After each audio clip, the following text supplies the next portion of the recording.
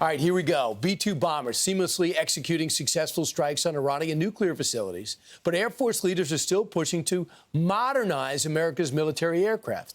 That is why the B-21 Raider is on the way to replace the aging B-2s. I know they look brand new, but they're not, along with the next generation fighters and unmanned aircraft. Air Force Chief of Staff General David Alvin is here leading the charge for these new aircraft. So, General, great to see you. Always appreciate for what you do. I'm impressed with the B-2. Around the world, they can't believe it. But in reality, the B-2 is 90s technology, correct? It is, and it's been around for a while. It's an impressive-looking platform, and it still performs impressively. But that's due to a lot of hard work from mechanics and airmen who make it work every single day and keep it in the air. It's one of the top that we have today, but we have to stay ahead of the technology. And then what was the next? Right after the B-2 you came up with? Now we have the B-21, and the B-21 is just it's a next iteration forward. It's better stealth, better delivery, and that is it's in its testing and beginning production phase. It's a fantastic platform, and it's going to be the follow-on to the B-2. And what kind of things will it do that the B-2 can't? Well, it will be able to penetrate deeper. It'll have more low observability, so it'll be tougher to find. And it will be able to penetrate deeper into enemy airspace and be able to, as we say, put warheads on foreheads anywhere the president might want. So that while we're working on that, the B-21, you're also working on the B-47, correct? F-47, yes. F-47, my bad. So tell me about the F-47. I remember Secretary Hegseth mentioned it to the president. How far along are you, and what will that do?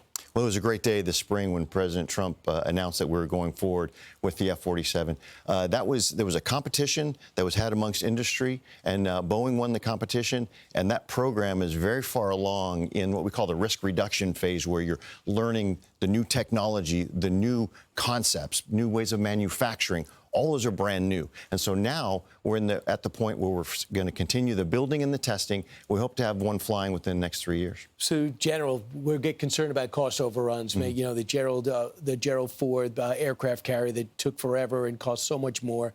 What are you guys doing to control costs? What is Boeing doing to control costs and efficiency?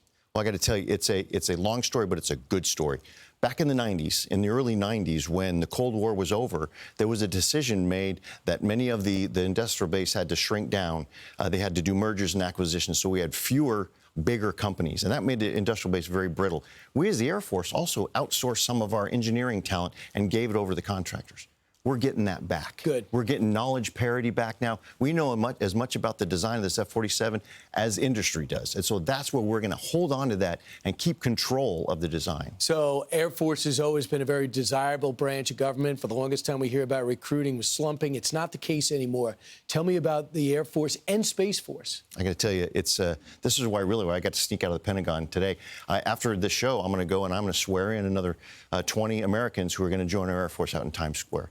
The recruiting is just going like gangbusters. I think the issue is we have a lot of patriotic Americans out there, but there's a lot of distractions. And so our recruiters do the work of reaching out and saying, here's the value proposition we have of you. If you want to do something of purpose, if you want to look just beyond yourself, and you want to be part of a winning team in a game that really matters, and that's national defense, come join the Air Force, and you'll get to do some pretty special stuff when you do. I mean, the numbers are pretty strong. Recruits contracted 30,000. Now let's talk about the Space Force. Brand new. What are the type of people you're looking for there, and who's showing up? Yeah, so my partner, the Chief Space Operations, General Salty Saltzman, he's always very happy because a lot of people want to join the Space Force. The Space Force Guardians, or what they're called, they have a combination of understanding not only the science of orbital mechanics, but actually how to do the operations and the acquisitions as well. So these are the ones who we really want thinking about the next domain of warfare. Space is not going to be uncontested forever, and so we want warriors thinking about spaceflight as well. And General, real quick, you work with very patriotic people, but if you look at the general population, the numbers about 54, 58% say they're proud of their country. What is your message to the rest of the country to get the numbers back up where they were in 2015, where we were around 80%? I've been doing this for about 4 decades. And in that time, I've been able to travel all around the world. And so to be able to come back and say with confidence, there is no other country like this. This is the country worth defending. And other nations who mean to do us harm know that. So there has never been a more important time right now to understand what this nation does for us as individuals and be proud of that, and then be willing to serve and commit to defend that. My humble opinion, your generation that you led and the ones that are fighting in their 20s and 30s are as good as any. Amen. Because Amen. The way you've done things, the way things ended with these conflicts, nothing to do with you guys. You guys do what you're told to do. Politicians decide when people come in and out.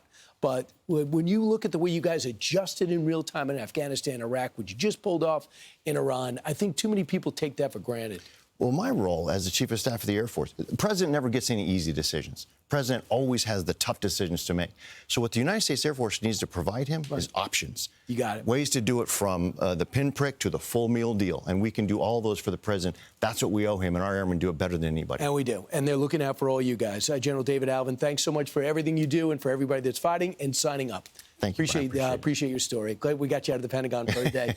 I'm Steve Doocy. I'm Brian Kilmeade. And I'm Ainsley Earhart. And click here to subscribe to the Fox News YouTube page to catch our hottest interviews and most compelling analysis.